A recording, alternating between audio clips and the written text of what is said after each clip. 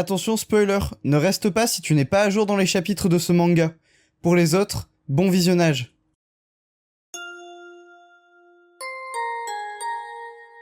Bonjour à tous, c'est Saliste et on se retrouve aujourd'hui pour la review, ou pas en fait, les leaks du chapitre 419 de My Hero Academia. En effet, on est seulement le lendemain du chapitre 418 qui vient de sortir officiellement, mais on a déjà les leaks du prochain chapitre de My Hero Academia qui nous sont déjà parvenus depuis le Japon. Franchement, c'est allé hyper vite, je crois qu'on n'a jamais eu les leaks aussi tôt. Alors, vu ce qui se passe dans le chapitre, hein, j'ai vu les leaks rapidement passer.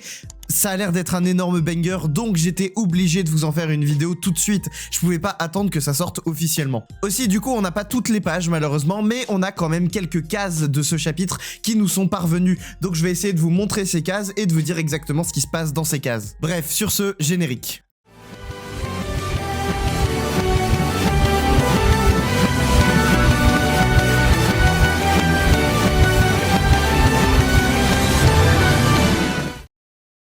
Alors, on n'a pas la première page du chapitre, mais l'une des premières cases qui est dans ce chapitre, c'est celle-ci, une page où on voit All for One, donc qui est en train de rajeunir, hein, et on l'avait vu hein, à la fin du chapitre 418, si vous regardez bien, autour d'All for One, il y a déjà les petits éclairs qui montrent qu'il est en train de rajeunir. Donc ici, en fait, on est dans la continuité de son rajeunissement, donc on voit qu'il rajeunit, et si vous lisez le japonais, vous savez déjà ce qui est dit. Si vous ne lisez pas le japonais, laissez-moi juste vous traduire ce qui est écrit. Il est marqué « Je m'appelle Shigaraki Midoriya, je suis ton père ». Donc déjà, première grosse révélation de ce chapitre 419, les gars. Je m'y attendais pas, ça arrive maintenant, et je pensais que c'était mort la théorie de All for One et le père d'Izuku, mais apparemment l'auteur a décidé de confirmer cette théorie dans ce chapitre 419, avec du coup cette case qui vient mettre fin, enfin au doute. On savait pas qui était le père d'Izuku, et on sait maintenant que c'est lui. Alors peut-être qu'on aura un flashback sur comment il a fait, comment il s'y est pris pour donner naissance à Izuku, et donc créer un peu tout cet univers de My Hero Academia de toutes pièces. Alors est-ce qu'il a créé Izuku dans le but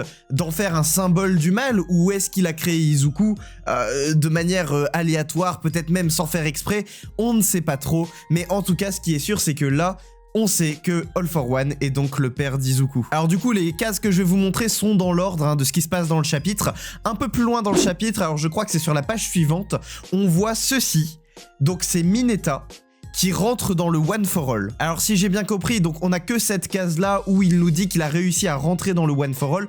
Par contre, du coup, c'est expliqué dans le chapitre, et ça j'ai vu des gens en parler, apparemment grâce à son alter qui lui permet donc de se coller avec ses boules collantes. Alors lui, ça lui rebondit dessus, mais il a réussi à avoir un espèce d'éveil d'alter qui fait que maintenant il peut contrôler si ça colle ou si ça rebondit. Et du coup, grâce au fait que ses boules collent, il a réussi à se coller à Izuku et donc à se coller au One for All. Et donc Mineta a réussi à rejoindre Izuku dans le One for All pour l'aider. Alors malheureusement c'est la seule case que j'ai de ce moment, mais du coup quand on aura les autres pages ce sera peut-être un peu plus clair. Bon du coup alors il se passe pas mal de choses hein. Ensuite ce que j'ai c'est globalement les dernières pages. Donc on a ici l'avant-dernière page où en fait pendant le chapitre on voit que Izuku arrive à ramener Shigaraki à la raison, et donc les cheveux de Shigaraki redeviennent noirs comme les cheveux de Tenko, et donc c'est Tenko qui reprend le contrôle sur le corps de Shigaraki et qui décide de rendre le One for All à Izuku. Donc là ici on a la case où Tenko rend le One for All à Izuku. Donc Izuku récupère bien tous les alters, donc c'est cool hein, Izuku peut enfin récupérer son alter, et on voit d'ailleurs qu'il y a un des bras de Izuku qui a repoussé mais pas l'autre. Du coup voilà, à voir s'il perd un bras définitivement, mais en tout cas on a cette case où Izuku récupère le One for All. Alors du coup c'est énorme hein, parce que ça veut dire que Shigaraki a réussi à se faire battre par Tenko, c'est-à-dire que Tenko a réussi à prendre le dessus sur Shigaraki, à vraiment le vaincre pour transférer du coup ensuite le One for All à Izuku, lui rendre le One for All. Donc c'est vraiment une masterclass de Horikoshi hein.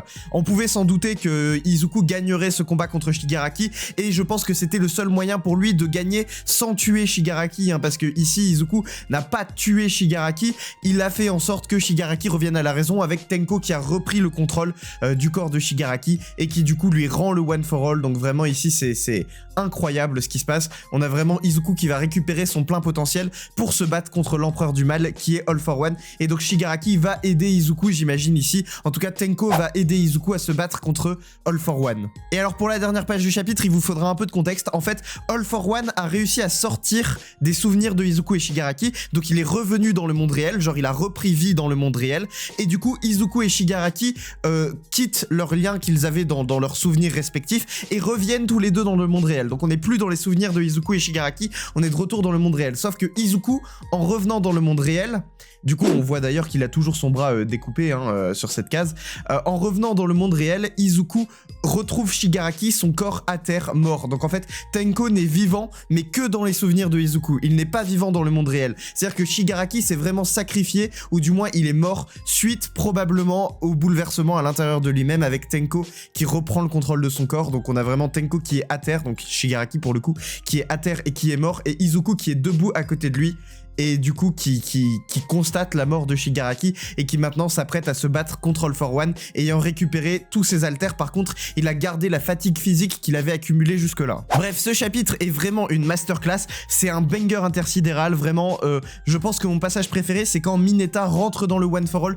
pour rejoindre Izuku. C'est vraiment le meilleur moment de ce chapitre, selon moi, et franchement, ça ferait un super chapitre si c'était pas un poisson d'avril. Bon, vous vous en doutez bien, c'est totalement faux, aucune de ces cases n'est réelle et n'existe vraiment. Ce sont des dessins faits par mon ami Nandry, donc je vous mets bien sûr en description le lien vers son Twitter, hein, c'est là où vous pourrez voir tous les dessins qu'il fait. En fait, il dessine vraiment dans le style de Horikoshi, du coup il est capable de faire des cases qui ressemblent trait pour trait à ce que Horikoshi ferait dans My Hero Academia. Du coup, c'est ce qui rend ces cases assez réelles pour le coup, mais c'est totalement des dessins faits par quelqu'un d'autre que Horikoshi. Je vous mets le lien de son Twitter en description. N'hésitez pas à me dire en commentaire si vous y avez cru. Franchement, j'ai trouvé que c'était très drôle à faire. J'ai beaucoup aimé, donc on avait brainstorm avec Nandry sur les différentes idées qu'on voudrait dans le chapitre. Et donc j'ai parlé avec lui de ce qu'on pourrait mettre dedans. Et l'idée de Mineta qui rentre dans le One for All, très honnêtement, je suis pas peu fier de celle-là, hein. Elle est très drôle à mettre. Du coup, vraiment, je suis très heureux de ce que ça rend. Et voilà, je vous remercie en tout cas d'avoir regardé cette vidéo. Abonnez-vous, laissez un pouce bleu, activez la cloche. Suivez-moi sur mes réseaux sociaux pour peut-être des chapitres un peu plus réels que celui-là. Donc Twitter, Instagram, TikTok, tous les liens sont dans la description. C'était Saliste et moi je vous dis à dimanche pour le vrai chapitre cette fois-ci. Salut!